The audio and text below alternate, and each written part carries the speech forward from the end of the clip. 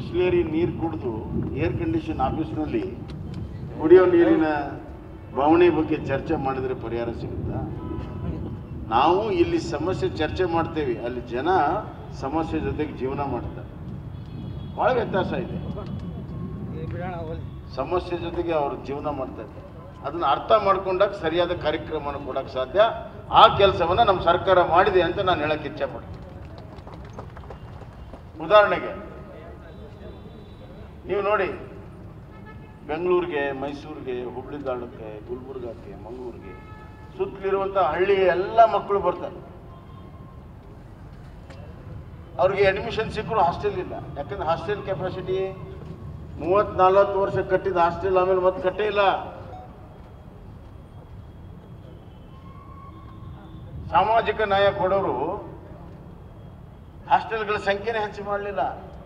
ಜನಸಂಖ್ಯೆ ಹೆಚ್ಚಾಗಿದೆ, SC ST OBC ಜನಸಂಖ್ಯೆನೂ ಕೂಡ ಹೆಚ್ಚಾಗಿದೆ, ಕಲಿಯುವಂಥ ವಿದ್ಯಾರ್ಥಿಗಳ ಸಂಖ್ಯೆ ಹೆಚ್ಚಾಗಿದೆ. ಕಲಿಯೋದಕ್ಕೆ ಅವರು ವಿದ್ಯಾ ಕೇಂದ್ರಕ್ಕೆ ಬರಬೇಕು, ಆದರೆ ಇಲ್ಲಿ ಹಾಸ್ಟೆಲ್ ಇಲ್ಲ. ಅವ್ರು ಹೆಂಗೆ ಅಡ್ಮಿಷನ್ ಸಿಕ್ಕರು, ಹೆಂಗೆ ಕೆಲಸ, ಹೆಂಗೆ ಓದಬೇಕು ಅವರು? ಅದಕ್ಕಾಗಿ ಪ್ರಾರಂಭದಲ್ಲಿ 5 ಮೆಗಾ ಹಾಸ್ಟೆಲ್ಗಳನ್ನು ನಾವು ಮಾಡಿದ್ವಿ. 5 ಮೆಗಾ ಹಾಸ್ಟೆಲ್ಗಳನ್ನು ದೀನ್ ದಯಾಳ್ ಉಪಾಧ್ಯಾಯರ ಹೆಸರಿನಲ್ಲಿ ಒಂದೊಂದು ಹಾಸ್ಟೆಲು 1,000 ಮಕ್ಕಳಿಗೆ ಇರೋದಕ್ಕೆ ಅವಕಾಶ.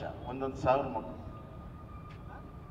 ಬೆಂಗಳೂರು, ಮೈಸೂರು, ಮಂಗಳೂರು, ಹುಬ್ಬಳ್ಳಿ ಧಾರವಾಡ, ಗುಲ್ಬರ್ಗ 1,000 ಮಕ್ಕಳಿಗೆ ಇವತ್ತು ವಿಶೇಷವಾಗಿರುವಂಥ ಮೆಗಾ ಹಾಸ್ಟೆಲ್ ಮಾಡಿದ್ದೇವೆ. ಇದು ಪ್ರತಿ ವರ್ಷ ಮಂಜೂರಾಗ್ತದೆ. ಮುಂದಿನ 5 ವರ್ಷ 1,000 ಆದರೆ 5,000 ಮಕ್ಕಳು ಈ 5 ಕೇಂದ್ರಗಳಲ್ಲಿ ಒಂದು 25,000 ಮಕ್ಕಳಿಗಾದರೂ ಅವಕಾಶ ಸಿಗಬೇಕು. ಮುಂದೆ ಜಿಲ್ಲಾ ಲೆವೆಲ್ದಲ್ಲಿ ಇಂಥ ಹಾಸ್ಟೆಲ್ಗಳಾಗಬೇಕು. ಅಂದಾಗ ಮಾತ್ರ ಶಿಕ್ಷಣಕ್ಕೆ ದೊಡ್ಡ ಸಹಾಯವನ್ನು ಮಾಡೋಕ್ಕೆ ಸಾಧ್ಯ. ವರ್ಷ ಕಟ್ಕೊಂಡು ಬಂದಿದ್ರೆ ನಾನು ಮೆಗಾ ಹಾಸ್ಟೆಲ್ ಮಾಡೋ ಅವಶ್ಯಕತೆ ಇರಲಿಲ್ಲ. ಅದ್ರ ಬಗ್ಗೆ ಚಿಂತನೆನೇ ಮಾಡಲಿಲ್ಲ ಇವರೆಲ್ಲ. ಮಕ್ಕಳು ಹೆಂಗೆ ಕಲಿಬೇಕನ್ನುವಂಥ ಚಿಂತನೆ ಇಲ್ಲ, ಇಲಾಖೆಯಲ್ಲೂ ಇಲ್ಲ, ಆಡಳಿತ ಮಾಡಿದವರು ಇಲ್ಲ. ಈ ಸೂಕ್ಷ್ಮ ವಿಚಾರಗಳನ್ನು ತಳಹಂತಕ್ಕೆ ಹೋಗಿ ನಾವು ವಿಚಾರ ಮಾಡಿದಾಗ ಮಾತ್ರ ಸಾಧ್ಯ.